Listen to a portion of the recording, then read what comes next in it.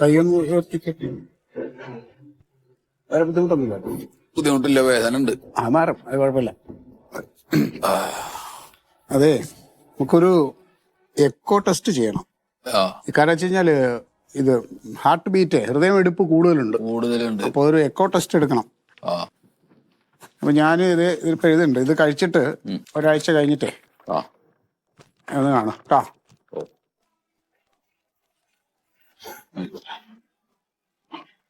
ശരി സാറേ. ഹലോ, ഒരു ഡോക്ടറെ വന്ന് കണ്ടുപോയാൽ അതിൻ്റെ ഒരു മര്യാദകളൊന്നും അറിയില്ല. നിങ്ങൾ ആദ്യമായിട്ടാണ് ഡോക്ടറെ കാണാൻ പറഞ്ഞത്? ഓ അല്ല. എന്താ മറന്നുപോയത്. എത്രയോ ഡോക്ടർ? 500. 500 ഉണ്ടാവില്ല, ഒരു 200 ഇരുന്നോട്ടെ. 200 റുപ്യ ഉണ്ട്, അത് വെച്ചാൽ മതി. ബാക്കി ഞാൻ അടുത്ത ആഴ്ച ഉണ്ട് വരുമല്ലോ, അപ്പൊ തരാം. ഇതെന്താ മാർക്കറ്റ് അല്ലേ ലേലം വിളിക്കാൻ? ബസ്സിനുള്ള പൈസ ഉള്ളൂ, അതാണ്. ഇത് കളിക്കുകയാണ് നിങ്ങൾ തമാശക്ക്. ഇങ്ങനെ നിങ്ങൾ സൗജന്യ സേവനമാണെങ്കിൽ സർക്കാർ ആശുപത്രി ഒന്ന് കാണണം. ഞാൻ അവിടെ ഇരിക്കുമ്പോൾ കുടുംബത്തിലുള്ള ഡോക്ടറുണ്ടോ? അപ്പൊ അറിയില്ല. ഒരു ഡോക്ടർ പഠിച്ച് ആവണം MBBS MD ഇതെല്ലാം ചെയ്ത് പറഞ്ഞെങ്കിൽ അതിന്റെ പൈസ ചിലവുണ്ട്. 100 രൂപ ഉണ്ടാവില്ല സാറേ.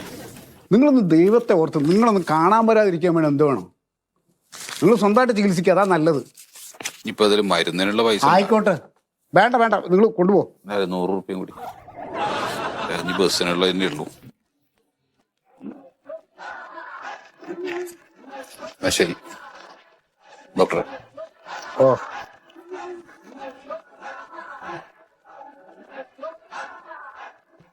എവിടുന്ന് വരുന്നു?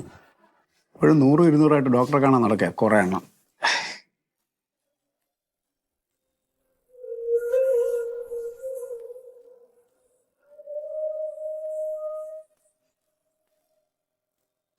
രാഘവാ.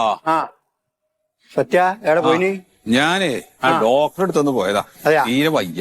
എന്തേ വയ്യ? അതന്നെ, പനിയുണ്ടാ? പനിയൊന്നുമല്ല, ശരീരത്തിന് ആകെ സുഖമില്ല, അങ്ങനത്തെ ഒരു അവസ്ഥ. അല്ലാതെ കുറച്ച് 1-2 സാധനങ്ങൾ വേണല്ലോ. എന്തെന്ന്?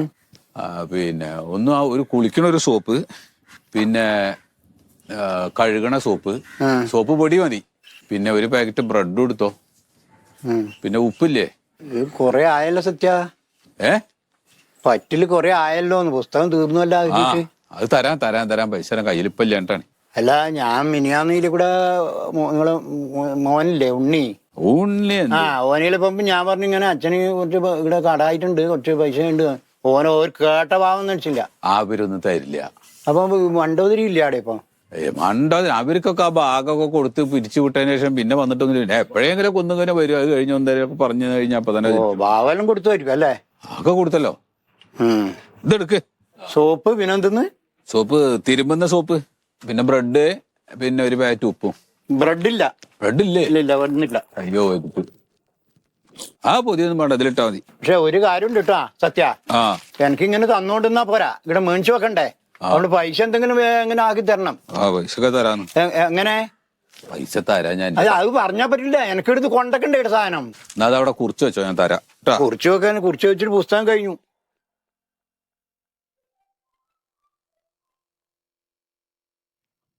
ഹലോ,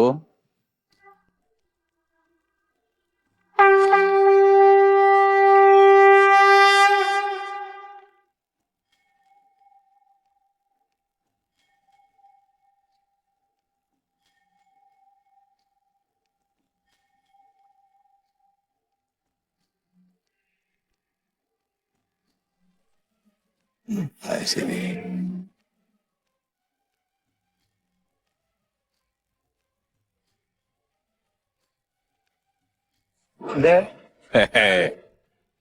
ഒന്നുമില്ല. ഒന്നുമില്ല.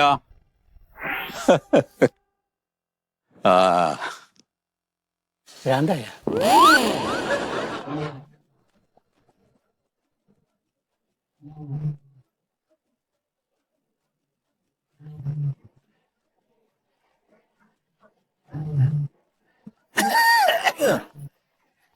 സത്യേട്ടോ, സത്യ ഇവിടെ ഉണ്ടല്ലോ അല്ലേ?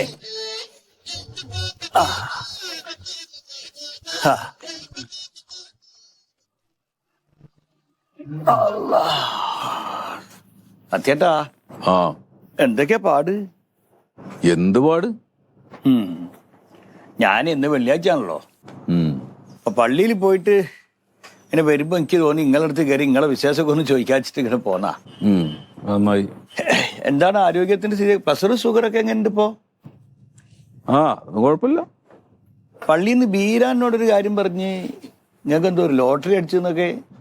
ലോട്ടറിയോ?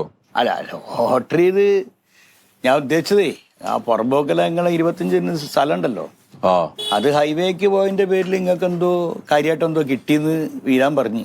ആ അതിപ്പോ എനിക്ക് മാത്രമൊന്നല്ല, കുറെ ആൾക്കാർക്ക് കിട്ടിയിട്ടില്ലേ? ആ എല്ലാവർക്കും കിട്ടിയിക്കണ്. ആ പിന്നെന്താ?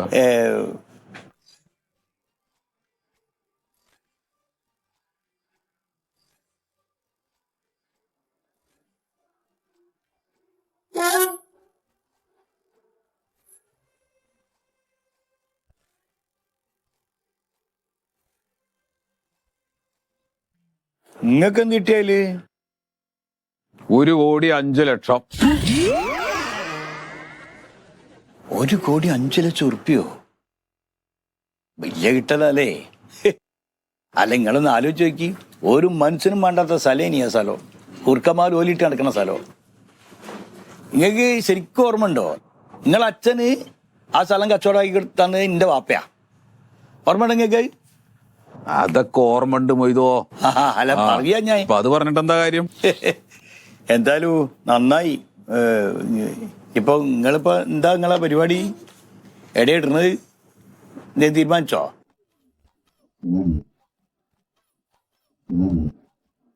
എന്റെ രണ്ടാമത്തെ മോള് നസീമക്ക് ഒരാലോചന വന്നിക്കിടപ്പോ. മൂത്തോളെ കല്യാണം ഉസാറായിട്ട് നടത്തി. അതിന് ഞാൻ പറമ്പും വീടെല്ലാം കൂടി പണം വെച്ചിട്ടാണ് അത് നടത്തിയത്. ഇതിപ്പോ ഓളെ കണ്ട ചെക്കന് പെട്ടെന്ന് ദുബായിലേക്ക് പോകണം. ഓർക്ക് 3 മാസത്തിനുള്ളിൽ കല്യാണം നടക്കണ്ട പറയുന്നത്. ഞാനാണെങ്കിൽ ഇപ്പൊ കുറച്ച് വയ്യാത്തൊരവസ്ഥയാണ്. ഇനിയിപ്പൊ സൂറാന്റെ വീടും കൂടിയൊക്കെ വിൽക്കുകയാണ്, അത് പാർട്ടീഷനൊക്കെ നടക്കുന്നുണ്ട് എന്നൊക്കെ കേൾക്കുന്നുണ്ട്. അതൊരു 8 മാസത്തിനുള്ളിൽ കിട്ടും, ഓക്കുള്ള ഒരു പങ്ക് അവിടുന്ന് കിട്ടും. അപ്പൊ അതുവരേക്ക് റോളിങ്ങിനെ. ഹലോ. ആ ആ കിട്ടി 1,05,00,000.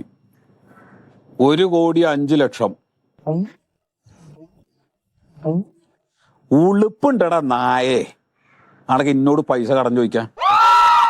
എന്താ ഇക്കൊരാവശ്യം വന്ന സമയത്ത് ഞാൻ ചോദിച്ചപ്പോ എന്താ പറഞ്ഞത്? നാണല്ലാത്ത നായ. ഇങ്ങനത്തെ കുറെ ആൾക്കാരിനോട് പൈസ ചോദിക്കുന്നുണ്ട് ഇപ്പൊ ഈ നേരത്ത്. തിന്നണ ചോറന്നെ അല്ലടാ, അല്ലേ? അല്ലാണ്ട് പറയണില്ല. ഇനി എന്നോട് പൈസ ചോദിച്ചു കഴിഞ്ഞാൽ നാട്ടല് ഞാൻ ചവിട്ടി പിടിക്കും. ഫോൺ വെച്ചിട്ട് പോടാ.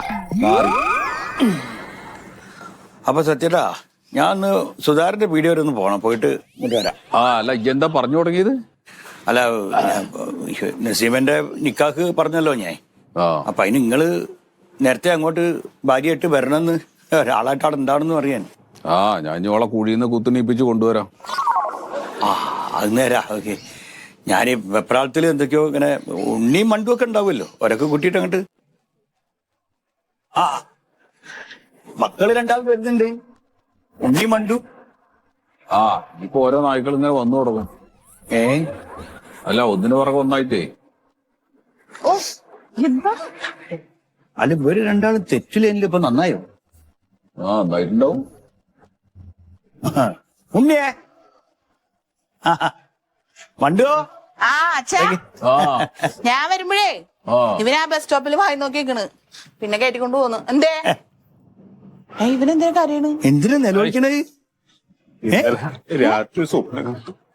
ഞാനൊരു ദുസ്വപ്നം കണ്ടു. എന്തേ? അച്ഛൻ അറ്റാക്കായിട്ട് മരിക്കുന്നു. അല്ലോ, ഒരു കോളെ കണ്ടടിച്ചില്ല. രാവിലെ പൊലച്ച കമ്പലത്തെ പോയി ഒരു വൃത്തിച്ചമയം കോപം നടത്തി അച്ഛന്റെ നക്ഷത്രത്തിൽ. അതെ, നീ എവിടെ ഇരുന്നേ?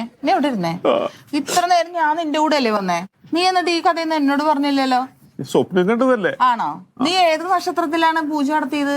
മകം. പൂരം മകോ അല്ല അച്ഛന്റെ നക്ഷത്രം ഏതാന്ന് നിനക്കറിയാമോ? തിരുവാതിര തിരുവോണം ഏതോ ഒരു 4 നക്ഷത്രം അറിയാം. അതിന്റെ ഉള്ളിൽ ഒന്നായിരിക്കും. അതുകൊണ്ട് ഞാൻ 4 കഴിച്ചു. അച്ഛന്റെ നക്ഷത്രം പോലും അറിയാൻ പാടാത്ത പൊട്ടരാണ് ഇവൻ. എന്തായാലും അവൻ കഴിപ്പിച്ചല്ലോ മാധു, ആ ഒരു നല്ല കാര്യല്ലേ? അവൻ കഴിപ്പിക്കും. നല്ല കാര്യം എന്താന്നൊക്കെ എനിക്കറിയാം. എന്ത് അച്ഛന്റെ പൈസ കണ്ടിട്ടല്ലേടാ നിന്റെ ഈ അഭിനയം? അച്ഛന്റെ പൈസ കിട്ടിയാൽ നീ പറയേണ്ട ആവശ്യമില്ലല്ലോ. അതെന്റെ അച്ഛനും ഞാൻ മോനും തമ്മിലൊരു ബന്ധമുണ്ട്. എന്റെ പൊന്നിക്ക, ഇവനെ നിങ്ങൾക്ക് അറിഞ്ഞൂടെ? ഇവനിപ്പൊ ആ പൈസ മുഴുവൻ കൂടി വിഴുങ്ങണം. അതിനാണ് ഇവൻ വന്നേക്കണ. എനിക്കറിയാൻ പാടാട്ടാ. നിന്നെ ഇല്ല ശ്രീധരൻ കൊണ്ട് കെട്ടിച്ചാച്ചല്ലേ, പിന്നെ എന്തിനാ ഇങ്ങോട്ട് വന്നിനി? അച്ഛനെ ഒരു സൂക്കേട് വരുമ്പോ ഒന്ന് കണ്ടിട്ടല്ലോ. നിന്നെ കണ്ടിട്ടുണ്ടോ ഇവിടെ? നിന്നെ ആരെങ്കിലും കണ്ടിട്ടുണ്ടോ ഇവിടെ? നീ എനിക്ക് സ്ത്രീധനം തന്ന കഥയൊന്നും പറയണ്ടേ. നിന്റെ ഭാഗവും നിനക്ക് തന്നിട്ട് ഇരിക്കല്ലേ അച്ഛൻ, അല്ലേ? എന്നിട്ട് നീ ഇവിടെ കണ്ടോ? നീ നിന്റെ കെട്ടിയുള്ള വീട്ടിൽ പോയി നിക്കല്ലേടാ. മണ്ടു, നീ തമാശ കളിക്കല്ലേ? കണ്ണായ സ്ഥലത്ത് 10 സെന്റ് സ്ഥലം വിറ്റിട്ടാണ് നിനക്ക് ശ്രീധരൻ തന്നത്. 5 ലക്ഷം ഉറുപ്പ്യ 25 പവനും. ആയിക്കോട്ടെ ആയിക്കോട്ടെ. അങ്ങനെയാണെങ്കിൽ നിനക്ക് എന്താ ഈ വീടിന്റെ പുറകെ കിടക്കുന്ന സ്ഥലം കൂടെ നിനക്ക് തന്നില്ലേ? നിനക്ക് എന്തായാലും ഇതിന്ന് ഒരു ചില്ലി പൈസ കിട്ടുമെന്ന് നീ ഓർക്കണ്ട. നിനക്ക് 1 ഉറുപ്പ്യ എടുത്ത് കിട്ടില്ല. നിന്റെ അടുത്ത് പടിയടിച്ച പിണ്ടം വെച്ച് പോയാളോ. നിനക്ക് അച്ഛൻ വീട്ടിൽ കൊണ്ട് ചെലവാക്കാനൊന്നും എന്റെ അച്ഛന്റെ പൈസ കിട്ടൂലടാ. അച്ഛന് ഒരു സൂക്കുണ്ടോ നീ ഇവിടെ വന്നിനാ? നീ എപ്പെങ്കിലും വന്നിനാ? പൈസ കിട്ടുന്ന അറിഞ്ഞിട്ട് ഇങ്ങോട്ട് വന്ന് നിനക്ക് 1 ഉറുപ്പ്യ കിട്ടൂലടി. എന്തെങ്കിലും കാണിക്കണ മക്കളെ. നാട്ടുകാരെ കണ്ട മോശമല്ലേ? അച്ഛവിടെ കുത്തിരിക്കല്ലേ? മക്കളെ കായ് ഇന്ന് വരും നാളെ പോകും. ഈ കൂടപ്പറപ്പുകൾ നിങ്ങൾ തല്ലാൻ പാടില്ല.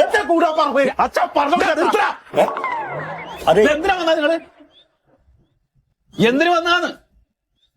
എന്തിനു വന്നാടി നീ? അച്ഛനെ കാണാൻ. കണ്ടില്ലേ? ഇനി പോകോ. എന്തിനാ മക്കളെ നിങ്ങൾ ഇങ്ങനെ തല്ലുവിടുന്നത്? നിങ്ങള് മക്കളല്ലേ, നിങ്ങൾക്കുള്ള അച്ഛൻ തരൂലേ? എന്ത് തരും? എന്ത് തരും? അല്ല ഓർക്കുള്ള ഞാൻ അവർക്ക് കൊടുക്കാനുള്ളത് എന്നോട് പറയാൻ വേണ്ടി പറഞ്ഞിട്ടുണ്ടാ? എന്താ നിന്റെ കുടുംബത്തിന്റെ കാര്യം പറയാൻ ഞാൻ നിന്നെ ഏൽപ്പിച്ചിട്ടുണ്ടോ? ആരാണ്? ഞങ്ങളുടെ കുടുംബം പറയാൻ ഞങ്ങൾക്കറിയാം. ആരാ? ഇപ്പൊ ഇങ്ങോട്ട് വന്നെന്തിരാ? സമാധാനം പറയണോ? എന്താ ചേട്ടാ എവിടെ നടക്കും? സത്യേട്ടുണ്ടായിരുന്നു നീയാണ്. കടന്നു പോ. അച്ഛൻ പറഞ്ഞിട്ടില്ല. ഒരു മദ്യസരം വന്നു. ഞാൻ പടികെട് കയറരുതേ. ഇവിടുത്തെ കാര്യമൊക്കെ നോക്കാൻ ഞങ്ങൾക്കറിയാം. അച്ഛനും മക്കളും പറയുന്നിടത്ത് വർത്താനം പറയാൻ വന്നിനി.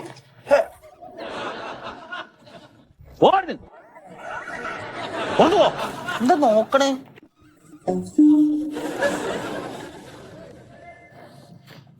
നിങ്ങളോട് രണ്ടാളോടും നിങ്ങൾക്ക് തരാനുള്ളത് ഞാൻ തന്നിട്ടുണ്ട്.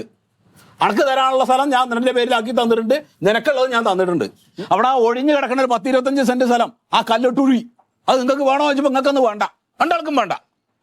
അത് ഇന്റെ പേരിലുള്ള സ്ഥലാ. അതാണ് ഇപ്പൊ ഹൈവേക്ക് എടുത്തു പോയത്. ആ പൈസ എന്താ വേണ്ടതെന്നുള്ളത് ഞാൻ തീരുമാനിക്കും.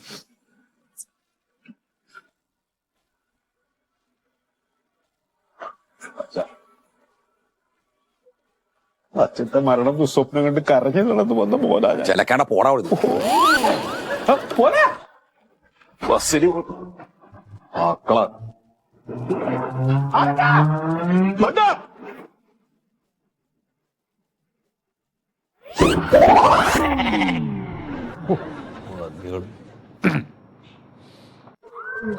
അയ്യോ, ഇന്ന് എടുക്കാൻ കഴിയില്ല സാറേ. എത്ര രൂപ ഉള്ളത്? 2 കോടിയാ? ഇല്ല, ഇന്ന് വാങ്ങാൻ പറ്റില്ല. കാരണം നമ്മൾ ഈ മന്ത് എൻഡ് ആയതുകൊണ്ടേ നമുക്ക് ഇൻവെസ്റ്റ് ചെയ്താൽ പിറ്റേ മാസം കറക്റ്റ് ആയിട്ട് അതിന്റെ പ്രോഫിറ്റ് നിങ്ങളുടെ അക്കൗണ്ടിൽ തരണമുണ്ട്. ഇന്ന് വാങ്ങി വെച്ചാൽ അത് ടാലി ആവൂല. അതുകൊണ്ടാണ്. വേറൊന്നും വിചാരിക്കണ്ട. ഫണ്ടൊക്കെ ഞാൻ ഡബിളാക്കി തരാം. പക്ഷെ 30-ാം തീയതി ആയതുകൊണ്ട് കൊണ്ടുവരണ്ട. ഇപ്പൊ ഒരു ചാൻസേ ഉണ്ടായുള്ളൂ. അതിപ്പോ ഒരു സത്യശീലൻ സാർ ഇവിടെ എത്തിയിട്ടുണ്ട്. പുള്ളിയുടെ ഫയല് ഒന്ന് ഓപ്പൺ ചെയ്തു പോയി. നമ്മൾ പണിയെടുത്ത പൈസ വെറുതെ വെക്കരുത് ഒരു നിമിഷം പോലും. നമ്മൾക്ക് വേണ്ടി ആ പണം പണിയെടുക്കട്ടെ എന്നേ. പിന്നെ ഓക്കെ, വിളിക്കാം. ആ ഓക്കെ എന്നാ ശരി. ഒരു പാർട്ടിയാണ് നമ്മൾ ഇൻവെസ്റ്റ് ചെയ്തിട്ടുള്ളതാണ്. ആ പുള്ളിയുടെ കുറച്ച് ഫണ്ടും കൂടി ഉണ്ട്. അപ്പൊ അത് പെട്ടെന്ന് കൊണ്ടുവന്നാൽ നമുക്ക് വെക്കാൻ പറ്റില്ല. നമുക്കത് മൾട്ടിപ്ലൈ ചെയ്താലല്ലേ അവർക്ക് പ്രോഫിറ്റ് കൊടുക്കാൻ പറ്റുള്ളൂ. നമ്മൾ ഈ ഫണ്ടൊക്കെ എടുത്തിട്ട് ബിസിനസ് ചെയ്തിട്ട് അതിന്റെ നമ്മുടെ എല്ലാ ബിസിനസ്സിൽ നിന്നും കിട്ടുന്ന പ്രോഫിറ്റിന്റെ ഒരു ഷെയർ നിങ്ങളുടെ അക്കൗണ്ടിൽ ഓട്ടോമാറ്റിക് ആയിട്ട് അടുത്ത മാസം തൊട്ട് എത്തും. അപ്പോ നമ്മളിപ്പോ ഇൻവെസ്റ്റ് ചെയ്യുന്ന ഈ എമൗണ്ടിന്റെ പലിശ എന്നുള്ള നിലയ്ക്ക് മാത്രമല്ല. അല്ല നമ്മുടെ കമ്പനിയുടെ കീഴിലുള്ള എല്ലാ ബിസിനസിന്റെയും പ്രോഫിറ്റിന്റെ ഒരു ഷെയർ സാറിന്റെ അക്കൗണ്ടിൽ എത്തും. നമുക്ക് കിട്ടും. അതാണ് ഇതിന്റെ പേര് നോ റിസ്ക്. റിസ്ക് ഇല്ല, ആ കാര്യത്തിൽ ഒരു റിസ്ക്കും സാറിനില്ല. നമ്മൾ ബിസിനസ് ചെയ്യും, സാറിന് അതിന് ഫണ്ട് എത്തിക്കും. സാറ് പിന്നെ നമ്മൾ സാധാരണ കമ്പനികളിൽ ഇൻവെസ്റ്റ് ചെയ്യണ പോലെ ഒരു ഇൻവെസ്റ്റർ മാത്രമല്ല സാർ, ഈ കമ്പനിയുടെ ഒരു പാർട്ണറും കൂടിയാണ്. ഇന്ന് മുതലൊരു പാർട്ണറാണ്. അപ്പൊ എത്രയാണ് ഇൻവെസ്റ്റ് ചെയ്തത്? നമ്മളിപ്പോ പൈസ ആയിട്ട് ഇപ്പൊ ബാങ്കിൽ വന്നിട്ടുള്ളത് 1,05,00,000 രൂപയാണ്. ഓക്കെ. അപ്പൊ അത് മുഴുവൻ ഇൻവെസ്റ്റ് ചെയ്തോ? ഒരു വണ്ടിക്കാശ് പോലും കയ്യിൽ വെക്കണ്ട, പൈസ വളരട്ടെ. മുഴുവൻ ഇട്ടോ. അതിപ്പോ ഒരു വർഷത്തിനുള്ളിൽ അത് 3 ഇരട്ടിയായിട്ട് വളരും. ഏതൊക്കെ തരത്തിലുള്ള ബിസിനസ് ആണ് ഇപ്പൊ ചെയ്യുന്നത്? ഇപ്പൊ ഇന്ത്യയിൽ ഇങ്ങനെയുള്ള കമ്പനികളിൽ ഏറ്റവും ടോപ്പ് ബിസിനസ് ചെയ്യണ നമ്മളാണ്. ഗൾഫുകളിൽ സൂപ്പർ മാർക്കറ്റ് ഉണ്ട്, ഓൺലൈൻ ബിസിനസ് ഉണ്ട്, ഫിലിം പ്രൊഡക്ഷൻ ഉണ്ട്, പിന്നെ മാളുകളുണ്ട്, പിന്നെ പുതിയ പുതിയ പുതിയ പ്രോജക്റ്റുകൾ നമ്മൾ കണ്ടെത്തിയിട്ട് നമ്മൾ മേക്ക് ചെയ്തിട്ട് അത് സെയിൽ ചെയ്യണുണ്ട്. അപ്പൊ ഇത് ലോകത്ത് മുഴുവൻ നടക്കുന്ന ബിസിനസിന്റെ ഒരു പ്രോഫിറ്റ് ആണ് നമുക്ക് കിട്ടുന്നത്. ഇപ്പോ ഇനി അടുത്ത വരവില് സാറ് ഇതിന്റെ ഗ്രോത്ത് ഒക്കെ അനുസരിച്ച് വരുമ്പോ 3-4 ഷെയ്ക്കൊക്കെ ഇവിടെ ഉണ്ടാവും, അറബികളെയൊക്കെ പരിചയപ്പെടാം. അപ്പൊ നമ്മുടെ ജീവിത നിലവാരം തന്നെ മാറുകയാണ്. ഇപ്പൊ വന്നവരെല്ലാവരും രക്ഷപ്പെട്ട് സക്സസ് ആണ്. അപ്പൊ ഇന്നു മുതല് നോ റിസ്കിൽ ജോയിൻ ചെയ്തതോടുകൂടി സത്യശീലൻ സാറിന്റെ ജീവിത നിലവാരം ഉയരാണ്. അപ്പൊ ഒരുപാട് സന്തോഷം. സന്തോഷം. ശരി. ഓക്കെ.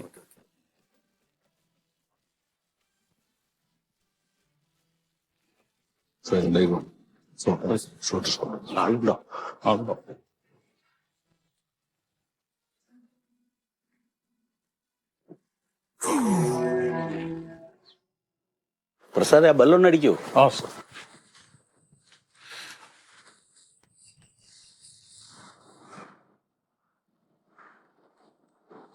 ഈ വരുന്ന ആളാണോ? വണക്കം സാർ. എന്താ ആരാ ഇവിടെ? നമ്മ നാഷണലൈസ്ഡ് ബാങ്ക് ഉണ്ടല്ലോ, അതിന്റെ മാനേജറാണ് സുഗതൻ. സാറ് നമ്മുടെ പഴയ കസ്റ്റമറാ. സാറിന്റെ പെൻഷനൊക്കെ അവിടെ വരുന്നത്. ഓ ശരി. എന്റെ ബാങ്ക് തന്നെയാണത്. അതല്ലേ? അല്ല, ഇപ്പൊ പെട്ടെന്ന് 1 കോടി ഉറുപ്പിയൊക്കെ കിട്ടി കോടീശ്വരനായി എന്നൊക്കെ അറിഞ്ഞു. അപ്പൊ ആ പണം നമ്മുടെ ബാങ്കില് ഇൻവെസ്റ്റ് ചെയ്യണം. ഞാൻ എന്റെ ഈ വാർദ്ധക്യകാല പെൻഷനൊക്കെ കിട്ടുമ്പോ അതിന്റെ ആവശ്യമായിട്ട് അവിടെ ബാങ്കിൽ വരും. അത് പറഞ്ഞു. അപ്പൊ നിങ്ങളുടെ ആളുകളൊക്കെ വളരെ മോശമായിട്ടാണ് എന്നോട് പെരുമാറാറുള്ളത്. അല്ല, അത് ചില ആൾക്കാർ അങ്ങനെയാണ്. പക്ഷെ സാർ എന്നെ നോക്കും, ഞാൻ മാനേജറായിരുന്ന ബാങ്കിലെല്ലാം വന്ന് അന്വേഷിച്ച് നോക്കും, വളരെ ഡീസന്റ് ആണ് അവിടെ. ചിലവരൊക്കെ ഉണ്ടാവും. ഇതിപ്പോ എന്താണെന്നറിയോ, നമുക്കിപ്പോ 1 കോടി ഉറുപ്പിക കിട്ടിയത് നമ്മള് നേരാവണ്ണം നമ്മളത് യൂസ് ചെയ്തില്ലെങ്കിൽ നമുക്ക് ലാഭം കിട്ടില്ല. ഇപ്പൊ നിങ്ങൾ ആ പണം നമ്മുടെ ബാങ്കില് ഫിക്സഡ് ആയിട്ട് ഡിപ്പോസിറ്റ് ചെയ്തു എന്ന് വെച്ചെങ്ക, നിങ്ങൾ സീനിയർ സിറ്റീസ് സാധാരണ കിടക്കുന്ന ഇൻട്രസ്റ്റ് അവിടെ 6.7% ഇൻട്രസ്റ്റ് കിടക്കും. ആർക്ക് വേണം നിങ്ങളുടെ 6.7% പലിശ കൊടുക്കണമെന്ന് പറ വലിയ കേമത്തരായിട്ട് വന്ന് പറയാ? അതിലും കൂടുതൽ പലിശ കിട്ടും എനിക്ക്. അല്ല സാറേ, അതിൽ കൂടുതൽ കിട്ടും. പക്ഷെ അത് നമ്മൾ ഒന്നല്ലെങ്കിൽ സർക്കാർ തരിയാതെ മറ്റേ ബ്ലൈഡിൽ കൊടുക്കണം, അല്ലെങ്കിൽ ഏതെങ്കിലും ബിസിനസ് ചെയ്യണം. അതൊന്നും വേണ്ടല്ലോ. നമ്മൾ ഫിക്സഡ് ഡിപ്പോസിറ്റ് ചെയ്ത് വീട്ടിലേക്ക് ഇരുന്നാ പോരെ, മാസം വരെയല്ലേ കാശ്. അതൊന്നും നിങ്ങളുടെ ബാങ്കിൽ ഇട്ടാ കിട്ടില്ല. അതിനൊക്കെ ഉള്ള സ്ഥലം വേറെ ഉണ്ട്. എന്റെ സാറേ, അങ്ങനെയൊന്നും നമ്മൾ കാശ് കൂടുതൽ നിന്ന് കിട്ടിയിട്ട് വേറെ സ്ഥാപനത്തിലൊക്കെ കൊണ്ടുപോയിട്ട കാശ് പോവും. ഇത് നാഷണലൈസ്ഡ് ബാങ്കാണ്. ഇവിടെ ഡിപ്പോസിറ്റ് ചെയ്താൽ പണം സുരക്ഷിതമാണ്. നിങ്ങളുടെ നാഷണലൈസ്ഡ് ബാങ്കിൽ കൊണ്ടുപോയിട്ട് സുരക്ഷിതമായി ഇരുന്നിട്ട് കാര്യമില്ല, പലിശ കിട്ടണം. ഇൻസൾട്ട് ചെയ്യണോ? ഞാൻ എന്നോട് പണം വേറെ ഒരു സ്ഥാപനത്തിൽ കൊണ്ടുപോയി ഇട്ടു. അതെവിടെ സാറേ? അതെ, നോ റിസ്ക്. അത് റിസ്ക് ആണ്. അതെ, നോ റിസ്ക് കേട്ടിട്ടില്ലേ?